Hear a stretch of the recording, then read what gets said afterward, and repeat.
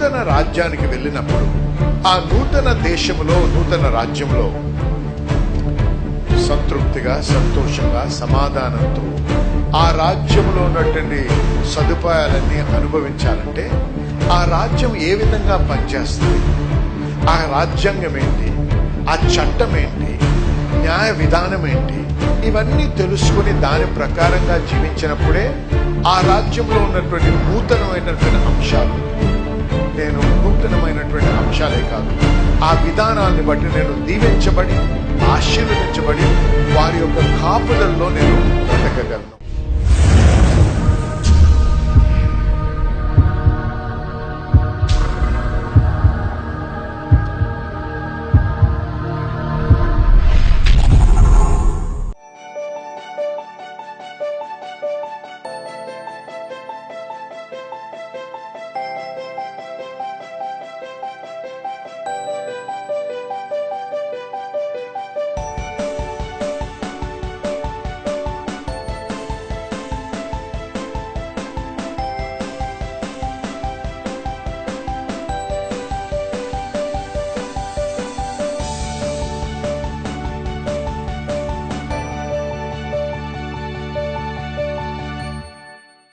Series పేరు I forgive. Okay, I forgive.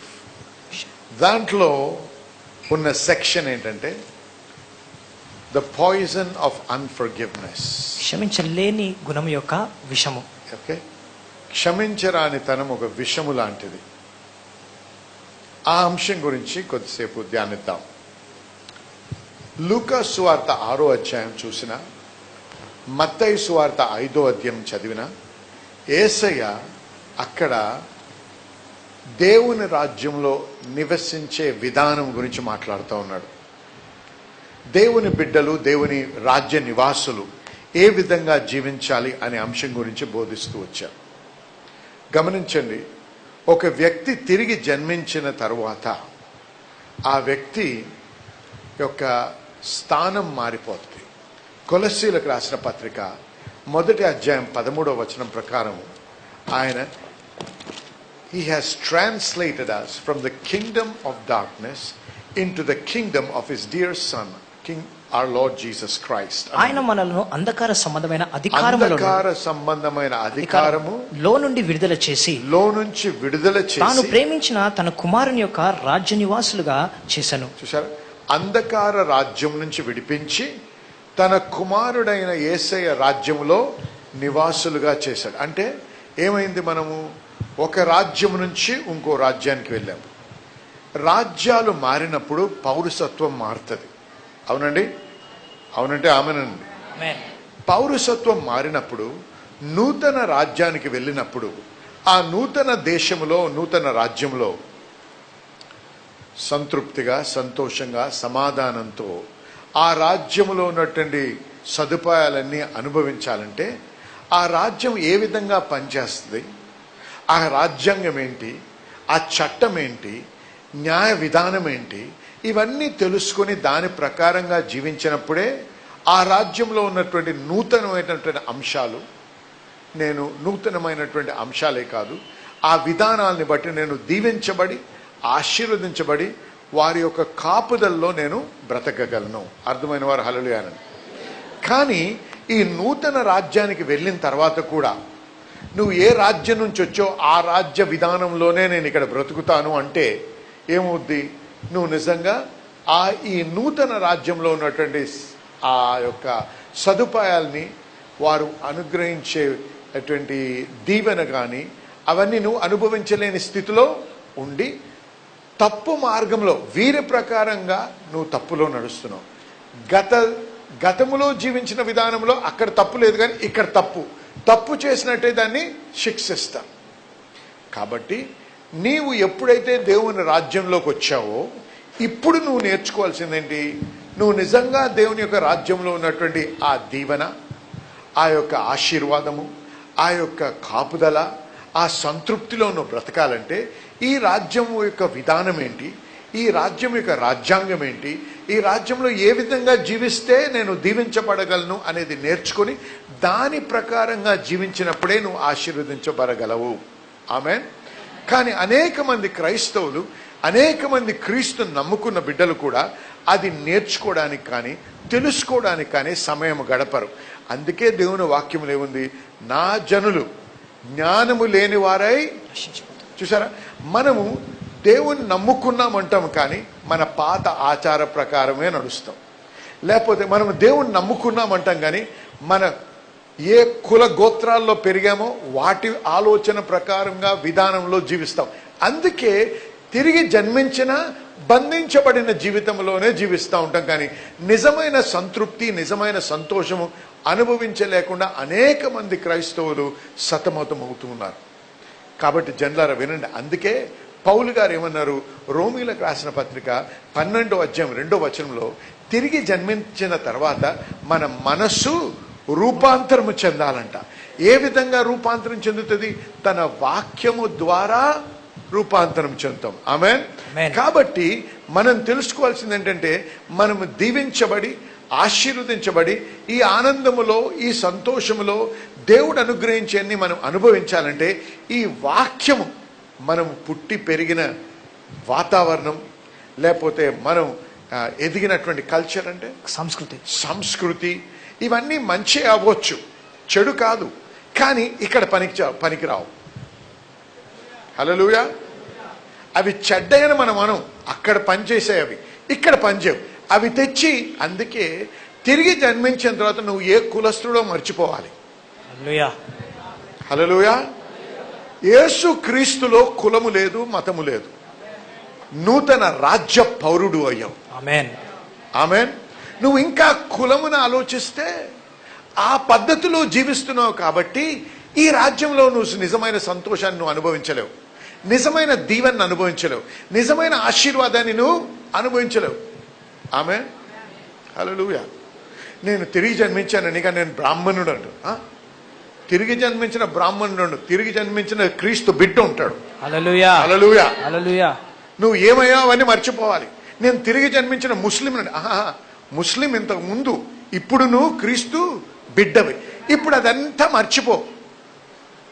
ఆ పద్ధతులు, ఆ ఆచారాలు, ఆ తలంచే విధానము, ఆ పెంచబడిన విధానము అవన్నీ మర్చిపో. నువ్వు నూతన రాజ్యంలో ఉన్నావు. అవి మర్చిపోయి ఇప్పుడు ఈ నూతన రాజ్యంలో ఏ విధంగా జీవిస్తే నువ్వు దీవించబడగలవు అది నేర్చుకొని నూతన విధానంలో ఆలోచిస్తూ నూతన విధానంలో జీవించినప్పుడు ఈ నూతన ఆశీర్వాదాన్ని అనుభవించగలవు. అంతేకాని నూతన దేశంలోకి వచ్చి కూడా ఆ పద్ధతిలోనే జీవిస్తానంటే చెరసాలకు పాత్రుడు అవుతావు.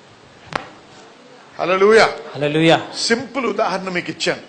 ఇక్కడ మనం లెఫ్ట్ హ్యాండ్ సైడ్న డ్రైవ్ చేస్తాం. అమెరికాకి వెళ్ళి అక్కడ పౌరసత్వం తీసుకొని కూడా నేను లెఫ్ట్నే నడిపిస్తా అంటే ఏం చేస్తారు? తప్పు అనరు. నీ దేశంలో రైట్ అది, కానీ ఈ దేశంలో పనికిరాదు. నువ్వు అదే చేస్తా అంటే నీ స్థానం రోడ్డు మీద కాదు, నీ స్థానం చెరసాలలో అంటారు. ఆమెనండి. అలాగే తప్పు ఒప్పులు ఇక్కడ చెప్పడానికి రాలేదు నేను, కానీ ఏది పని చేస్తుంది, ఏది పని చేయదు.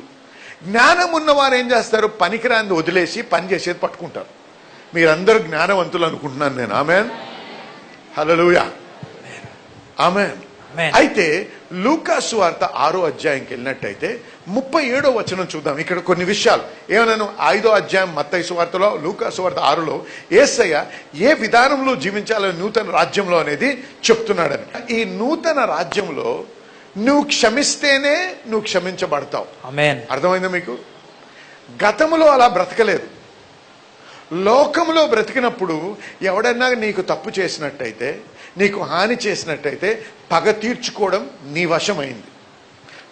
పగతో బ్రతికావు, పగతో జీవించావు. నువ్వు వాడిని ఏ విధంగా అయినా సరే గుణపాఠం నేర్పించాలనే ఉద్దేశంతో జీవించావు.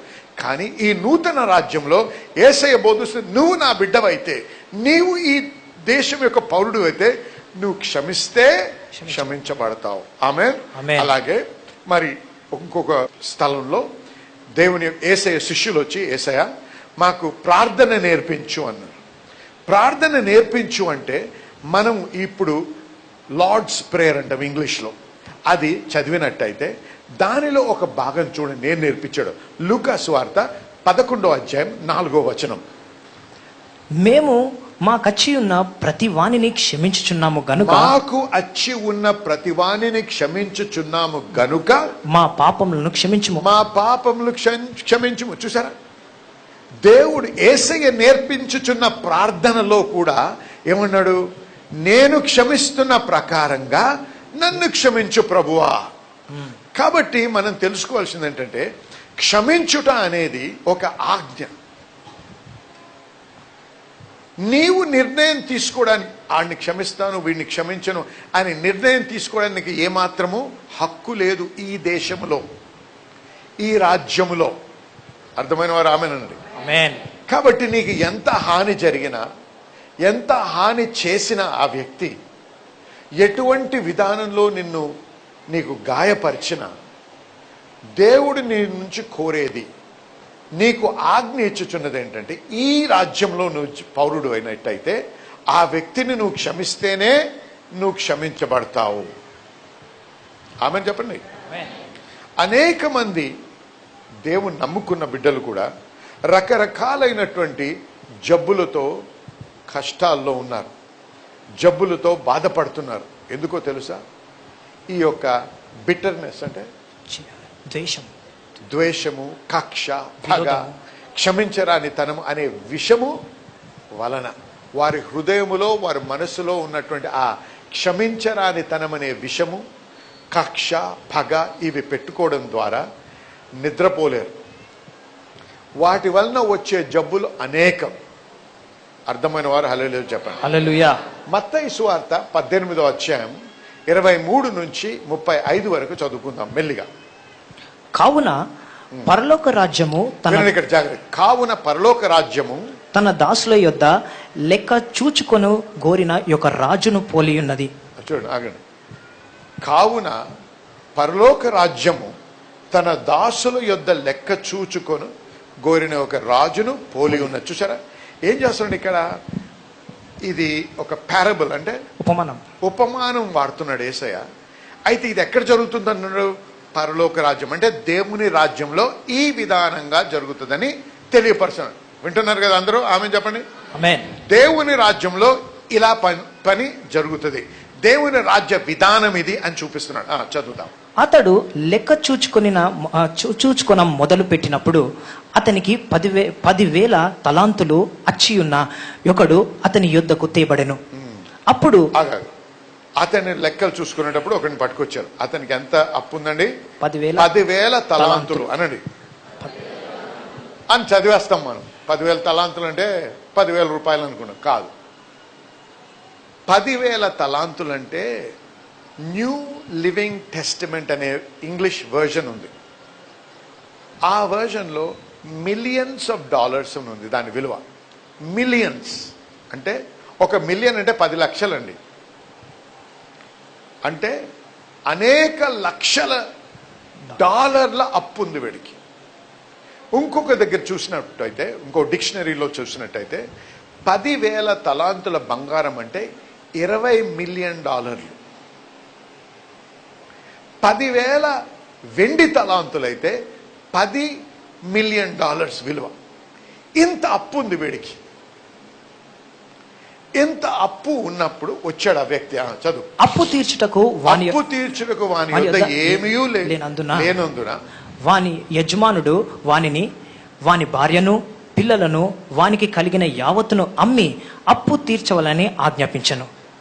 కాబట్టి ఆ దాసుడు అతని ఎదుట సాగిలపడి మ్రొక్కి, నా ఎడల ఓర్చుకునుము, నీకు అంతయు చెల్లింతునని చెప్పగా ఆ దాసుని యజమానుడు కనికరపడి వానిని విడిచిపెట్టి వాని అప్పు క్షమించెను. చూశారా? ఈ వ్యక్తి వచ్చి బ్రతిమలాడి క్షమాపణ కోరినప్పుడు ఆయన నిన్ను క్షమిస్తున్నాను అన్నాడు. క్షమించుట అంట ఇక్కడ అర్థం ఏంటంటే అప్పు కొట్టివేయబడము. హల్లెలూయా, హల్లెలూయా, హల్లెలూయా. అప్పు కొట్టివేశారు. క్షమించుట అంటే సరే నేను క్షమిస్తున్నా అనడం కాదు. ఎంత విలువైందో ఒకసారి మిలియన్స్ ఆఫ్ డాలర్స్ విలువైనటువంటి అప్పుని ఒక మాటతో కొట్టివేశాడు. ఆ విధంగా క్షమించాడు ఆ వ్యక్తిని. అంటే హృదయంలోంచి క్షమించాడు. కాబట్టి అంత నష్టాన్ని కూడా ఆయన అనుభవించడానికి సిద్ధపడ్డాడు. ఆమెన్. ఎప్పుడైనా గమనించండి, నువ్వు క్షమించినప్పుడు ఎలాగుంటుందంటే నీ యొక్క తలంపు, నీ యొక్క ఫీలింగ్ ఎలా ఉంటుందంటే నువ్వు ఏదో కోల్పోయావు అన్నట్టు అనిపిస్తుంది. అందుకే కనికరము లేకపోతే నువ్వు చేయలేవు. అది నీ హృదయంలో జాలి లేకపోతే సరే పాపం కదా అన్నటువంటి ఆ హృదయం లేకపోతే నువ్వు క్షమించలేవు. చూసారా, దేవుడు కనికరమూర్తి, కనికరము కలిగిన వాడు. కాబట్టే మనల్ని ఎంత పాపులమైన మనల్ని ఆయన క్షమించేశాడు. హల్లెలూయా. ఆయన రక్తములో క్షమించేశాడు. అలాగే ఈ వ్యక్తి క్షమించాడు. చదువు. అయితే ఆ దాసుడు బయటికి వెళ్ళి తనకు 100 దెనారములు అచ్చియున్న తన తోడి దాసులతో ఒకనిని చూచి వాని తోటి దాసుని చూశాడు. వాడికి ఎంత అప్పు ఉందండి? 100 దేనారులు. చెప్పండి. 100 దెనారులు. ఇంగ్లీష్ లో 100 pence అని ఉంది. అది అదే న్యూ లివింగ్ ట్రాన్స్లేషన్ లో చూసినట్టయితే కొన్ని వేల డాలర్లను ఉంది. ఎంతండి? కొన్ని వేల డాలర్లు. ఇంకొక డిక్షనరీలో చూసినట్టయితే $17 ఉంది. వేలు కూడా కాదు, $17. అంటే ఏంటి ఇక్కడ అంటే అదా ఇదా కరెక్ట్ అని కాదు. ఆ అప్పుకి ఈ అప్పుకి వ్యత్యాసం ఒకసారి గమనించండి. వీడికి రావాల్సింది $17, లేకపోతే మహా అంటే 2-3 వేల డాలర్లు. ఆయన ఇవ్వాల్సింది ఎంత ఉండింది? మిలియన్, లక్షల కొలది. అవునండి, దాదాపు కోట్లలో ఉన్నది. అటువంటి అప్పు నుంచి ఆయన క్షమించబడ్డాడు. వీడికి ఇంత తక్కువ అప్పు ఉన్న వాడి దగ్గరికి వెళ్ళి ఏం చేశాడు చూడండి. అచ్చియున్న తన తోడి దాసులలో ఒకరిని చూచి వాని గొంతు పట్టుకొని నీవు అచ్చియున్నది చెల్లింపుమనెను. అందుకు వాని తోడి దాసుడు సాగిలపడి నా ఎడల ఓర్చుకొనుము, నీకు చెల్లించదన్నదని వానిని వేడుకొనెను. కాని వాడు ఒప్పుకొనక అచ్చియున్నదంతయు చెల్లించు వరకు వానిని చెరసాలలో వేయించెను. ఏం చేశాడండి? క్షమించకుండా ఏం చేశాడు? చెరసాలలో వేశాడు. ఆగండి, క్షమించకుండా చెరసాలలో వేశాడు. ఎందుకు? వాడిని నొప్పించాలి, వాడి దగ్గర నుంచి ఎలాగైనా చెల్లించుకోవాలి అనే ఉద్దేశంతో వాడిని చెరసాలలో వేశాడు. కాగా వాని తోడి దాసుడు జరిగినది చూచి మిక్కిలి దుఃఖపడి వచ్చి జరిగినదంతయు తమ యజమానికి వివరముగా తెలిపిరి. అప్పుడు వాని యజమానుడు వానిని పిలిపించి, చెడ్డ దాసుడా, నీవు నన్ను వేడుకొంటివి గనుక నీ అప్పంతయు క్షమించి తిని. ఆ యజమానుడు చెడ్డ దాసుడా అన్నాడు. అది మర్చిపోకండి. క్షమించలేకపోయావా? చెడ్డ దాసుడా. క్షమించలేని వాడు దేవుని దృష్టిలో చెడ్డవాడు. అర్థమైన వారు హల్లెలూయా చెప్పండి. హల్లెలూయా. చెడ్డ దాసుడా, నీవు నన్ను వేడుకొంటివి గనుక నీ అప్పంతయు క్షమించి తిని. నువ్వు నన్ను అడిగావు కాబట్టి నేను క్షమించాను. నేను నిన్ను కరుణించిన ప్రకారము నీవును నీ తోడి దాసుని కరుణింపవలసి ఉండెను కదా. నేను నీకు చేసింది నీ తోటి వానికి నువ్వు చేయలేకపోయావా? నేను నిన్ను కరుణించాను, నువ్వు కరుణించవా? దేవుడు మనల్ని ప్రశ్నిస్తున్నాడు అనమాట. నేను నువ్వు కరుణించి నువ్వు ఎంత ఘోర పాపివైనా నిన్ను క్షమించి నా బిడ్డగా స్వీకరించానే, మర్చిపోయావా? నీకు హాని చేసిన వాడిని నువ్వు క్షమించలేవా అని అడుగుతున్నాడు అనమాట. అందుచేత వాని యజమానుడు కోపపడి తనకు అచ్చియున్నదంతయు చెల్లించు వరకు బాధపరచు వారికి వానిని అప్పగించెను. ఏం చేశాడు? నేను అంతా చెల్లించే వరకు బాధపరచువారు. అందరు చెప్పండి ఆ మాట. చెరలో ఏం చేస్తారండి? బాధ పెడతారు కదండి. బాధ పెడతారా? బాధపడరా? చెరలో బాధ పెడతారు. బాధ పెట్టు వారికి అప్పగించను. అది మర్చిపోకండి. వీడేం చేశాడు? వాడిని చెరలో వేశాడు. యజమానుడు ఏం చేస్తున్నాడు? బాధ పెట్టు వారికి అప్పగిస్తున్నాడు. అంటే ఇంగ్లీష్ లో మాట వాడారు, టార్మెంటర్స్. టార్మెంటర్స్ అంటే అర్థం ఏంటంటే టార్చర్ చేసేవారు అనమాట. చదువు.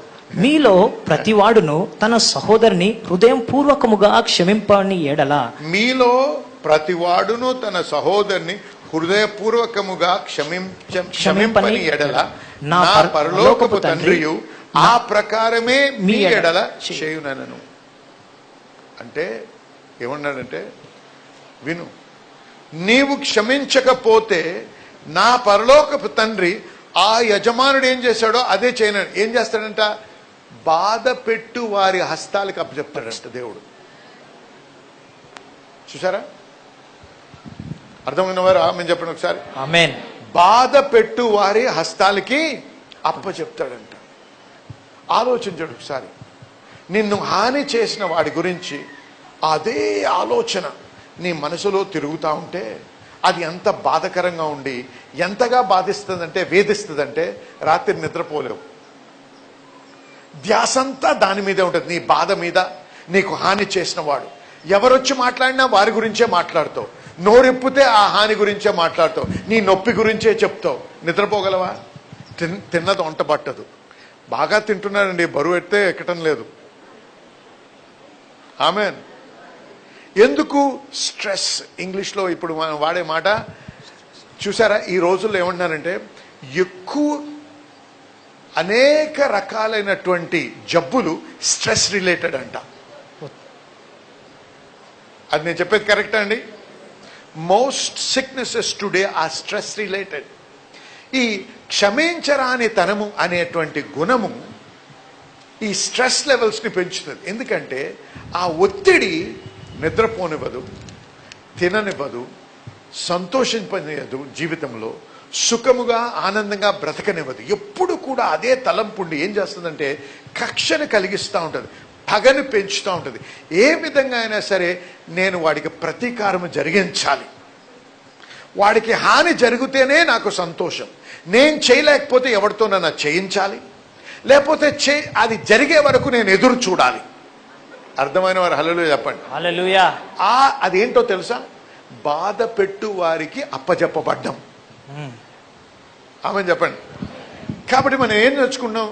మనం ఎప్పుడైతే క్షమించమో దేవుడు మనల్ని బాధ పెట్టు వారి యొక్క హస్తాలకి అప్పచెప్తాడు. నీవు క్షమించినప్పుడు ఒక వ్యక్తిని, నిన్ను ఎవరైతే బాధిస్తున్నారో ఆ వ్యక్తిని క్షమించినప్పుడు వాడికి మేలు చేయడం దేవుడు ఎరుగు. దానికంటే ముఖ్యంగా నీకు నువ్వు మేలు చేసుకుంటావు. ఆమేన్. అనేక మందికి హాని కలిగించిన వ్యక్తిని క్షమించడం చాలా కష్టం.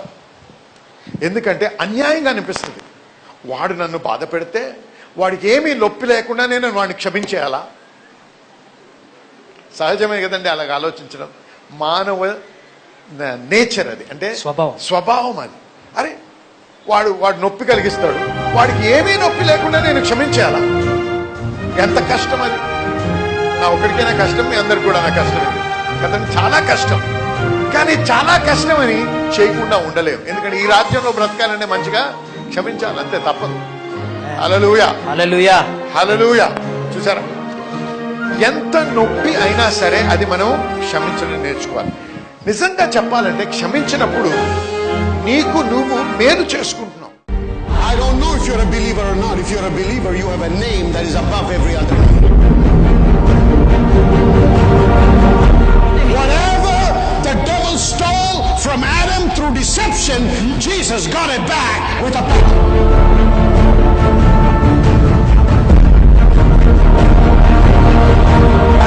say, God, take me, please take me, I can't handle this. That's the cry of a defeated person. I can't handle this anymore, God, please take me away. I'm a waste, Lord. I'm a burden to this man. I'm a burden to my family. I'm a burden. Hey, get up, wake up.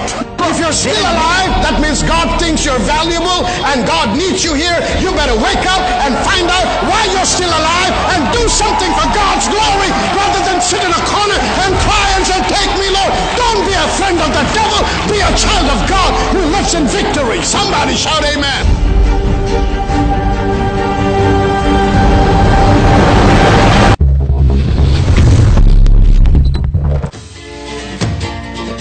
We learned many things like character development and how to build a character to experience the God blessing in our life.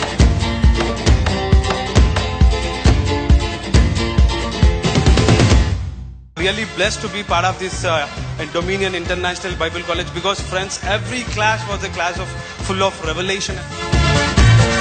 The more I am exposed to the Word of God, I realize that the more ignorant I am, and I have learned so much of the Bible College.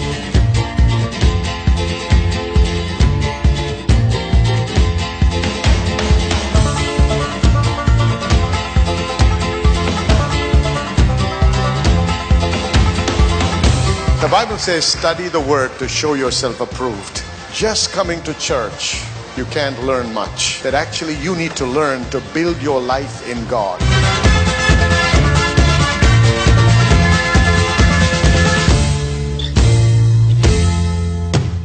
హల్లెలూయా, దేవునికి స్తోత్రం. మరి మీరందరూ కూడా మా యొక్క programme ద్వారా ఆశీర్వదించబడుతున్నారని నమ్ముతున్నాము. మరి ప్రత్యేకంగా ఈ దినమున మీరు వినినటువంటి వాక్యాన్ని బట్టి మీరు ఆత్మీయంగా బలపడ్డారని, ఆశీర్వదించబడ్డారని నమ్ముతూ దేవునికి మీతో పాటు మేము స్తుతులు చెల్లిస్తున్నాం. దేవునికి మహిమ కలుగును గాక. ఇదే కాకుండా మేము అనేక మంది సాక్ష్యాలు పంపుతూ మాకు తెలియపరుస్తున్న విషయాలు ఏంటంటే, అనేకులు కణతుల నుంచి విడుదల పొందడము, స్వస్థత నొందడము, చర్మ వ్యాధుల నుంచి స్వస్థత నొందుతున్నారు. దీర్ఘకాలపు నొప్పుల నుంచి, మరి అది ఆర్థరైటిస్ అవ్వచ్చు, లేకపోతే థైరాయిడ్ అవ్వచ్చు, ఇటువంటి వాటి నుంచి కూడా వారు స్వస్థత పొందారని మాకు సాక్ష్యాలు పంపుతున్నారు. వారందరిని బట్టి దేవునికి స్తుతి చెల్లిస్తున్నాం. దేవుడు చేస్తున్న మహత్కార్యాలను బట్టి మరి దేవునికి ఘనత మహిమ కలుగును గాక. మరి ఈ దినమున ఈ ప్రోగ్రాం ముగించక ముందు మీలో ఇంకా అనేక మంది అస్వస్థతగా ఉన్నారని మాకు తెలుసు. మరి మీ కొరకు ప్రత్యేకించి ప్రార్థన చేయాలని నేను ఆశిస్తున్నాను. కాబట్టి ఈ క్షణం మీతో పాటు ఏకీభవించాలని ఆశిస్తున్నాను. కాబట్టి మీరు ఎక్కడ మీకు నొప్పి ఉన్నా, ఎక్కడ అనారోగ్యం ఉన్నా అక్కడ ఒక చేయి పెట్టుకోండి, ఇంకో చేయి ఆ టీవీ మీద ఉంచండి. మనం కలిసి ప్రార్థన చేద్దాము. ఇద్దరు ఏకీభవించి అడిగి ప్రార్థన చేసినప్పుడు దేవుడు ఖచ్చితంగా అనుగ్రహిస్తానని వాగ్దానం ఇచ్చాడు కదండి. మరి ఆ వాగ్దానాన్ని బట్టి మరి ఆయన పొందిన గాయముల చేత మనం స్వస్థత నొందితిమి అన్నారు. దేవునికి స్తోత్రం, హల్లెలూయా. నొందబోచటం లేదు, మనం నొందితిమి. కాబట్టి నమ్మండి, విశ్వసించండి. ఈ ప్రార్థన చేసినప్పుడు దేవుని యొక్క శక్తి, దేవుని యొక్క ఆత్మ మీ మీద వచ్చి మిమ్మల్ని తాకి మిమ్మల్ని స్వస్థపరుస్తారని నేను నమ్ముతున్నాను. కాబట్టి దయచేసి ఏకీభవించండి. ఇప్పుడు ప్రార్థన చేద్దాం. పరిశుద్ధ దేవా, మీకు స్తుతి చెల్లిస్తున్నాం, మీకు మహిమ కలుగును గాక. ఈ సమయంలో ప్రతి బిడ్డ ఎవరైతే నాతో ఏకీభవిస్తున్నారో, ఎవరైతే అనారోగ్యంతో అస్వస్థతతో బాధపడుతున్నారో, ఎవరైతే సాతాను యొక్క బంధకములో ఉండి వాటి నుంచి విడుదల పొందలేని మరి బంధించబడిన స్థితిలో ఉన్నారో వారందరి నిమిత్తం ప్రార్థన చేస్తున్నాం.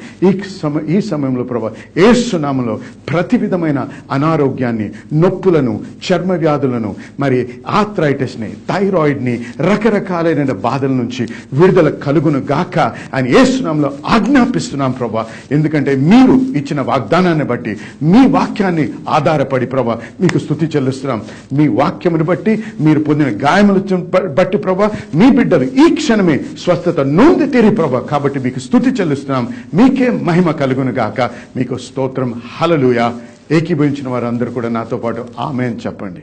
హల్లెలూయా. నేనైతే నమ్ముతున్నాను మీరందరూ కూడా స్వస్థత నొందారని. మీరు పొందినప్పుడు, అది అనుభవించినప్పుడు మరి ఏమాత్రం ఆలస్యం చేయకుండా మా నంబర్లు మీకు కనపడుతూ ఉంటాయి, మా ఫోన్ నంబర్లు, వాటికి ఫోన్ చేయండి, మాకు తెలియపరచండి.